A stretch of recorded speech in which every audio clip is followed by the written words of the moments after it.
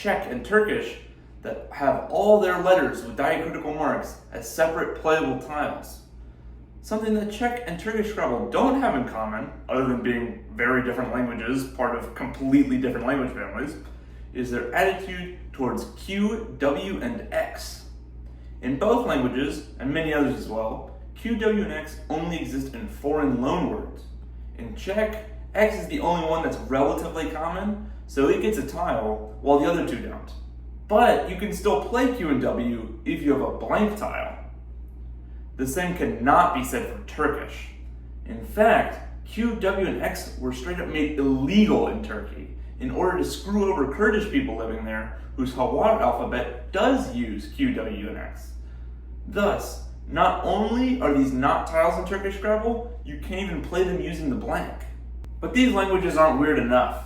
Did you know you can officially play Scrabble in Irish Gaelic, Scottish Gaelic, and even Welsh? I don't think I'd realized before making this video just how few letters the Gaelics have.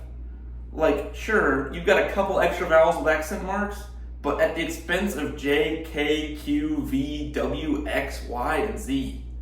And then in Welsh, you don't have accent marks, but you do have a bunch of digraphs. While stuff like DD isn't considered its own letter in Welsh, it's super common, so I get why it was included.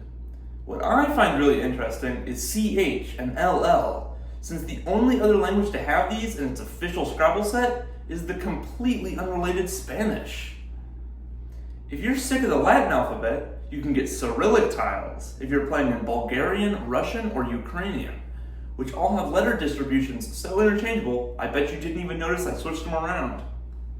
Really, the only interesting one is Ukrainian, which includes a tile for the apostrophe, even though it's not even a letter in Ukrainian.